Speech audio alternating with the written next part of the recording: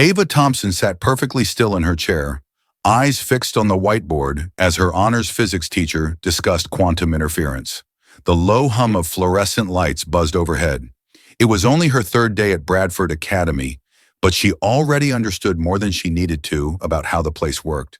The whispers in the hallway, the stares in the cafeteria, the glances exchanged when she walked into class, they weren't curious. They were evaluating, measuring her against some unspoken standard that had nothing to do with science. Then the silence cracked. "You don't belong here, girl." The voice came sharp and loud. Chase Whitaker stood just a few feet away, his hand already gripping her arm. His voice held no doubt, no fear of consequences. He wasn't just some rude classmate, he was the golden boy of Bradford, son of the town's mayor, grandson of the school's founder. His last name was etched into one of the library's glass windows. Ava turned slowly to face him, her dark brown eyes unflinching. Chase leaned in, his grip tightening. "This class is for us. Honors. You should be in remedial or something, maybe wherever you came from in the Bronx." A hush fell over the classroom.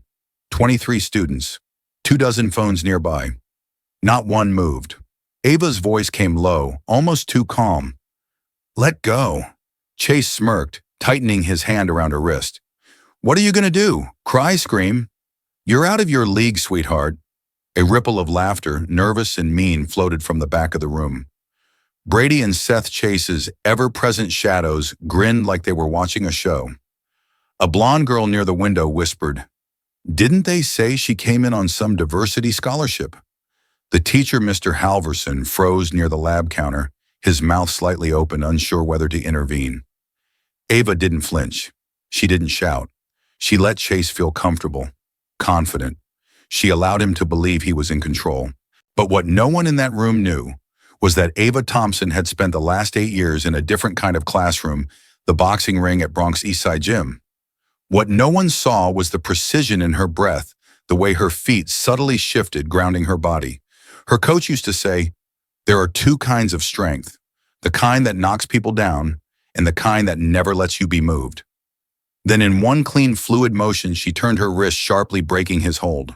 Before Chase could react, she stood pivoted slightly, and with no visible aggression, let him stumble back half a step. He caught himself rubbing his wrist like it was the first time in his life something hadn't gone the way he expected. Ava adjusted the strap of her backpack over her shoulder. "Touch me again," she said, her voice even and clear, "and you'll find out exactly what a state boxing champion does when she's out of patience." The room stayed frozen. Chase's lips parted, but no words came.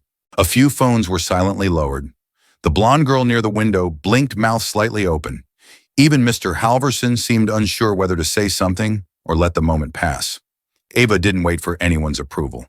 She picked up her notebook, turned to the next page, and returned to her seat with the calm poise of someone who knew exactly who she was.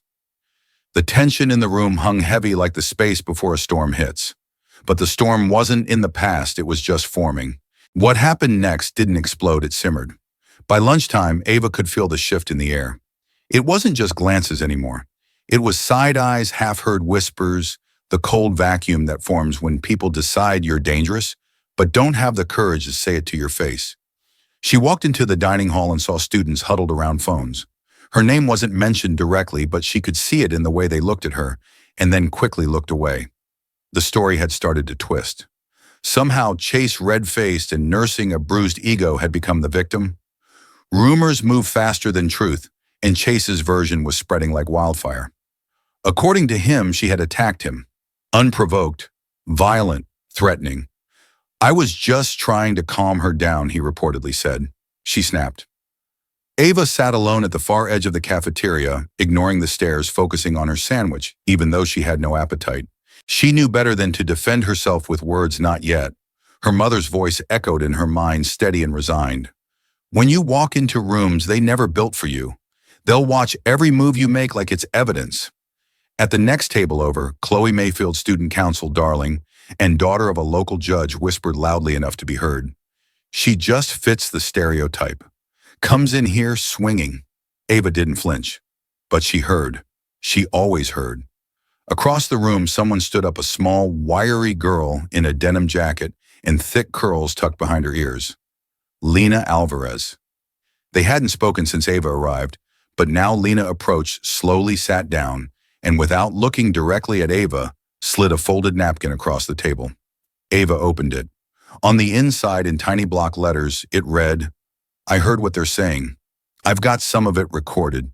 They don't know I'm bilingual." Ava looked at her. Lena shrugged, still not meeting her gaze. "You're not the first they've tried to bury," she said quietly. "But you might be the first who knows how to hit back smart." By the time 7th period rolled around, Ava was called to the principal's office. Principal Keller sat behind her oak desk, the kind polished to look expensive and imposing. A picture of her shaking hands with a senator sat in a frame just behind her shoulder. Her tone was carefully controlled, but Ava could hear the undercurrent of discomfort. "I understand you may be having some trouble adjusting," Keller began. Ava kept her hands folded in her lap. "Is this about the incident with Chase Whitaker?" "Well, there's some concern," Keller said, leafing through a file. "About a pattern. We've received anecdotal information suggesting there were similar issues at your previous schools." Ava blinked once. "That's not true." "Well," Keller said carefully, "Chase's family is deeply involved with our board. I'd prefer not to escalate this into something larger than it needs to be." "You mean I should just be quiet and grateful to be here?" "I didn't say that." Ava leaned forward, her voice steady. "Did you check the classroom cameras?" There was a pause. Unfortunately, the system was undergoing maintenance that day. "How convenient," Ava said softly. Principal Keller shifted uncomfortably. "Look, Ava, maybe a fresh start at another school might be." "With all due respect," Ava interrupted. "My GPA is a 4.0. My SAT scores are in the 99th percentile. I earned this spot. If someone's uncomfortable with that, that's not my burden to carry." She stood her chair, sliding back slowly, purposefully. "And if you won't check the cameras, then I will check the facts." As she stepped out of the office and into the hall, she passed Chase and his crew laughing by the lockers. His wrist was wrapped now theatrically. He caught her glance, smirked, and said loudly, "Careful, she's dangerous." The words didn't sting, not anymore. Because now Ava had a witness. She had Lena. She had a plan. By the next morning, the hallway walls were dressed in quiet sabotage. Flyers had been slipped under locker vents and taped near bathroom mirrors. Articles about student violence statistics of school fights, generic headlines with no names attached, but enough implication to make anyone who glanced at them think of one person. Ava. She walked past them without touching a single one. It was a tactic she recognized: smear, first explain, never. The goal wasn't to prove anything. It was to plant doubt in just enough minds to isolate her completely. Chase and his friends didn't need facts. They had numbers, influence, legacy. But what they lacked, Ava thought, was subtlety. And more importantly, they underestimated silence, the kind she had perfected over years of being the only black girl in every room. In the library during lunch, she sat across from Lena for the first real conversation they'd had. It was an empty corner by the window, tucked away between the reference shelves and the dusty poetry section no one touched anymore. Lena pulled out her phone, placed it between them, and opened the voice memo app. Then she hit play. Chase's voice came through, clear and arrogant. "She's a liability. My dad says we can't have people like her here, causing problems." "Another recording, Brady. We should do something before she snaps again. One good post and the school turns on her. A third Chloe Diversity scholarships are just asking for trouble. She's not one of us." Ava listened unmoved. When the audio ended, she met Lena's eyes for the first time. "Why are you helping me?" Lena leaned back in her chair. "Because I know what it's like to be the proof someone doesn't want. My dad's a janitor here. My mom cleans houses in town. People smile at me with their mouths but not their eyes." She paused. "You're the first person they've tried to break who actually makes them nervous." Ava exhaled slowly, feeling something in her chest shift, not relief, not yet, but the steady tightening of resolve. "Then let's make them more than nervous." That night at the boxing gym, Ava hit the bag with more control than fury. Coach Sam de la Cruz noticed immediately. He watched her posture, the calm shoulders, the clean footwork, the quiet focus. When she finally stopped, he handed her a towel. "Tough day?" he asked. "They think they know who I am," she said, breath steady. "They're wrong." He nodded, then tilted his head. "You know what I always say?" Ava repeated it with a faint smile, wiping her face. The best fight is the one you win before you throw the first punch. Coach smiled, but his eyes were serious. Then you better study your opponent, like your life depends on it. The next morning, Ava walked into school different. She wore the same hoodie, the same jeans, but her shoulders sat higher. Her eyes didn't scan for danger, they scanned for patterns. She wasn't avoiding confrontation anymore. She was preparing. Chase didn't notice the change right away. He and Brady were too busy filming another video near the main staircase, posing with a fake injury report, and grinning like frat boys rehearsing a prank. But Ava saw them, and just down the hall so did Lena, who this time had her phone tucked neatly inside a hollowed-out binder, quietly recording. What Chase didn't know was that every lie he spoke, every insult he threw, every smirk he wore like a crown was being gathered. Not for revenge, for evidence. And Ava. She was learning their rhythm, their timing, their reflexes, because this wasn't about a fight in a classroom anymore. This was a match they never saw coming. It was on a rainy Wednesday when Ava finally made her move. The sky outside Bradford Academy was gray and low, like it too had been holding its breath for days. Inside the administrative wing, Ava stood before a heavy wooden door, bearing a polished plaque, Office of Academic Standards in the Student Affairs. She knocked once, then walked in. Principal Keller looked up mildly surprised to see her without an appointment. Behind the desk sat Ms. Sloan, the district's scholarship liaison, a woman known for her meticulous record-keeping and zero tolerance for nonsense. She wore a navy suit and reading glasses, and her expression said she had already read every file in the building twice. Ava didn't wait to be asked. She set down a small black folder on the desk between them, then plugged a USB into the desktop computer. "You'll want to hear this." The first clip began playing Chase's voice, casually venomous, telling, "Brady, she's from the Bronx." "What do you expect?" Another clip followed Chloe's words, practically dripping with contempt. "I just don't feel safe with people like her here." Clip after clip. No edits, no narration. Just their voices raw, entitled Undeniable. Principal Keller shifted uncomfortably. Ms. Sloan didn't flinch. She adjusted her glasses and clicked through the timestamps Ava had labeled. Brady mocking Ava's background. Seth calling her a walking threat. Chase bragging that his dad could get her bounced out with one call. A mosaic of hate not shouted but whispered in the tone that thinks it's safe behind closed doors. When the last recording ended, Ava folded her hands calmly in her lap. "I didn't come here to demand anything," she said evenly. "But if this school stands for honor or truth or anything close to fairness, then I need to know if those things apply to students like me too." Ms. Sloan didn't speak for a long moment. Finally, she turned to Principal Keller. "Have the Student Code of Conduct and Anti-Discrimination Policy ready. We'll need to begin a formal review." Keller's face tightened. "Let's not escalate this too quickly. We don't want to damage anyone's future over a misunderstanding." Ava's voice cut through the room like steady thunder. "You mean Chase Whitaker's future? Because mine was never considered part of this school's to begin with." She stood retrieving her folder with a quiet grace. "But it is now." Word spread fast. By the end of the day, 4 students, Chase, Brady, Chloe, and Seth, received official notices to appear before a disciplinary panel. The rumors changed direction. Students whispered about a massive exposure, some even showing each other the leaked audio files that were already making rounds online. No one laughed now. Chase looked pale when he passed Ava in the hallway that afternoon. He opened his mouth to say something, but closed it again when she didn't slow down. Ava didn't need a confrontation. She didn't need apologies. She needed results. Lena caught up with her near the east stairwell, holding a printout. It was a flyer for the district's upcoming Diversity and Equity Council elections. "They're adding 2 student seats this year," she said, a quiet spark in her voice. "I think you should run." Ava glanced at it, then back at the hallway full of faces that had once turned away from her, now watching with something closer to awe. "Not yet," she said.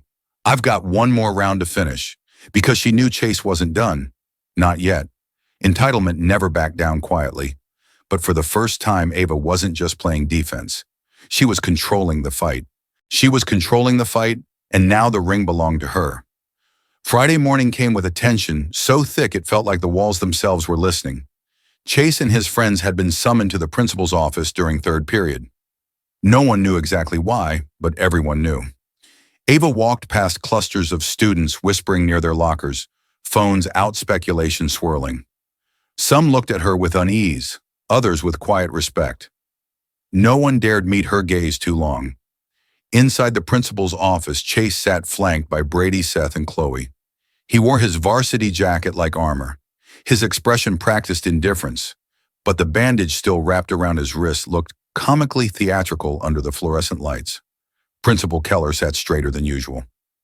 Mrs. Sloan was back along with Mr. Douglas from the school board and an officer from the school safety team. Ava entered the room with a stillness that unnerved them all. She didn't glare, didn't speak, just took her seat across the table and opened her folder again. Principal Keller cleared her throat. "We've reviewed the materials Ms. Thompson submitted. The recordings leave very little room for interpretation." Mr. Sloan nodded. "What we heard wasn't just inappropriate. It was targeted harassment, calculated and sustained. There is a difference between conflict and a campaign." Brady looked down. Chloe crossed her arms. Seth tried to scoff, but even that came out weak. Chase leaned forward. "She attacked me. None of this would have happened if she hadn't started it." Ava finally spoke. "I defended myself. In front of 23 students. Not one of them saw me strike you. But now the whole school has heard you speak." Chase turned red. "This is ridiculous." My dad, Principal Keller, held up a hand. "Your father has already been notified.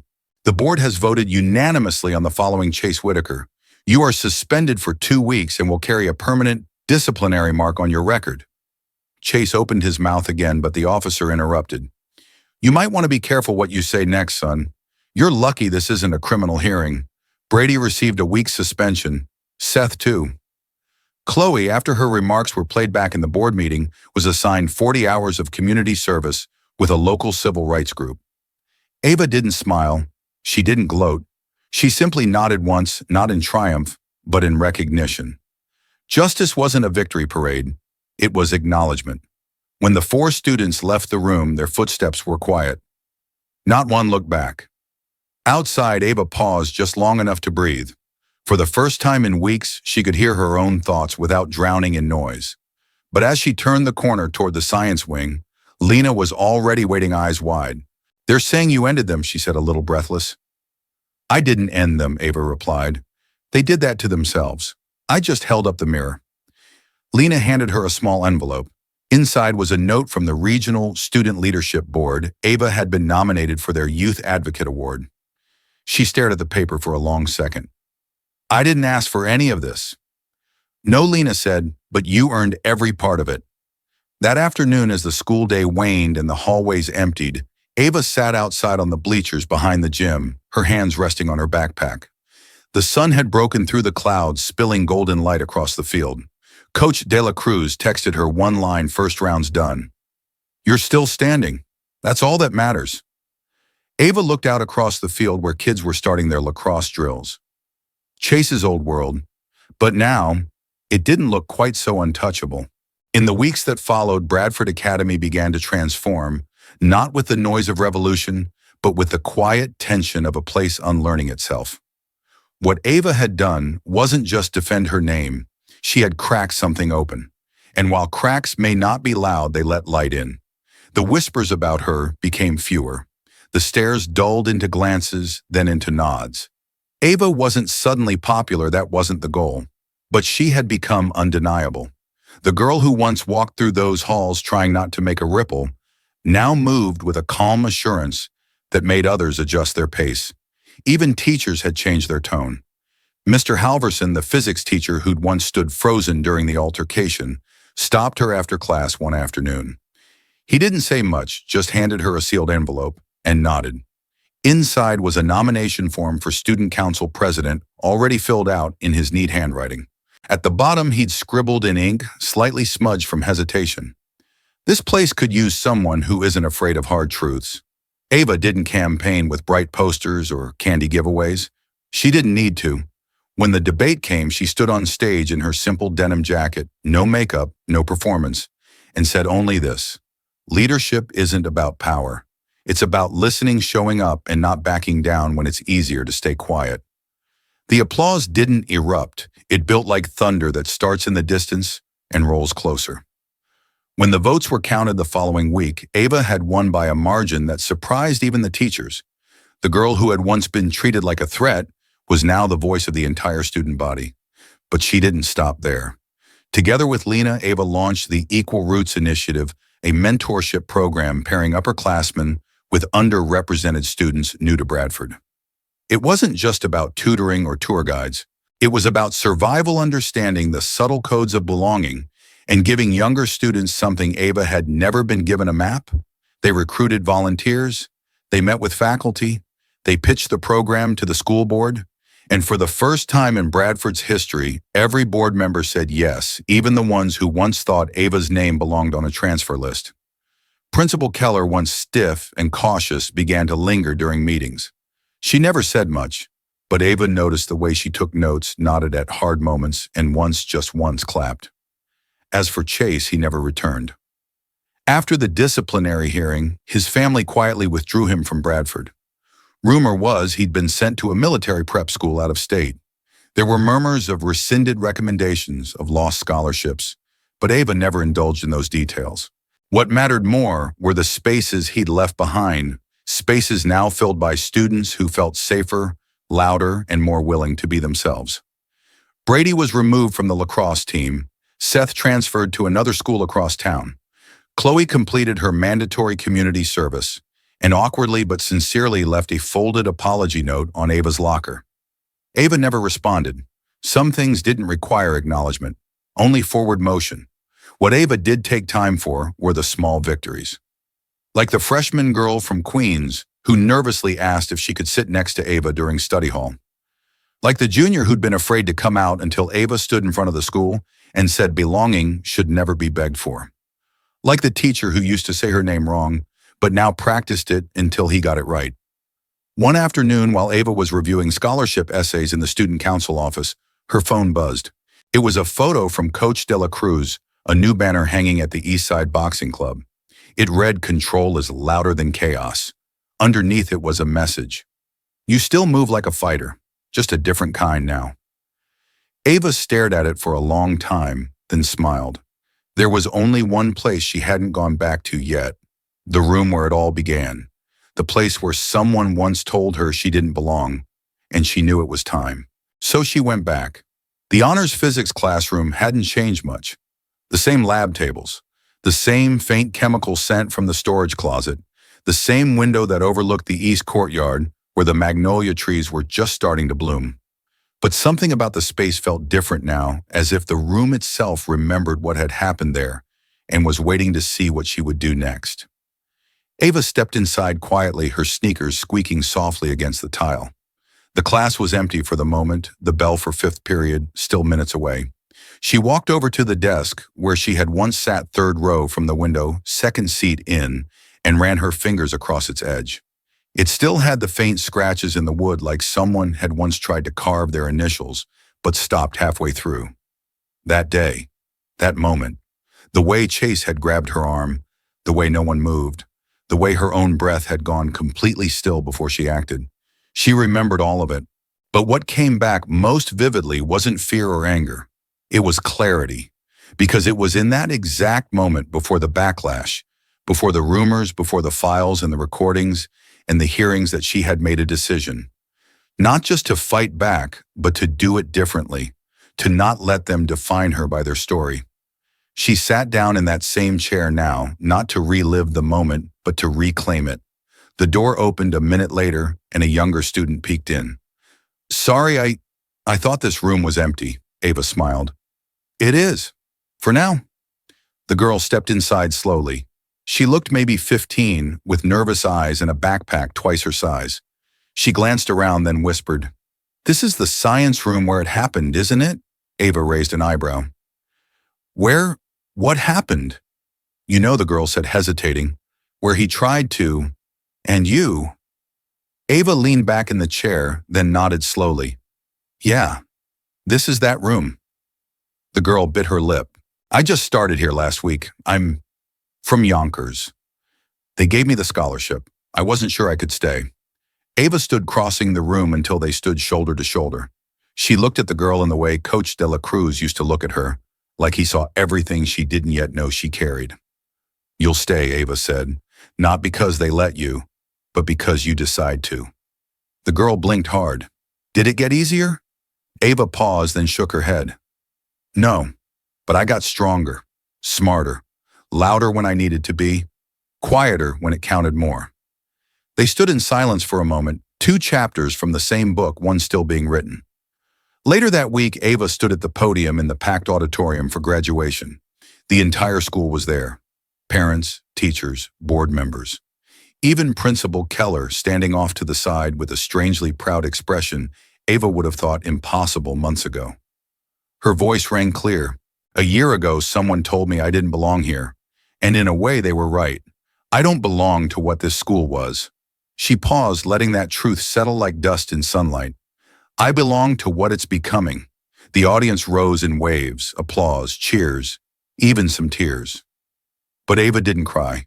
She smiled, then stepped down her robe, swaying behind her, as she moved down the aisle, past the old classrooms, past the lockers where whispers used to live, and out into the bright June light. She wasn't just walking away, she was walking forward. If this story moved you, inspired you, or made you think twice about what real strength looks like, don't forget to like, subscribe, and share it with someone who needs to hear it today. Thanks for watching, and remember, sometimes the loudest fight is the one you win with quiet courage.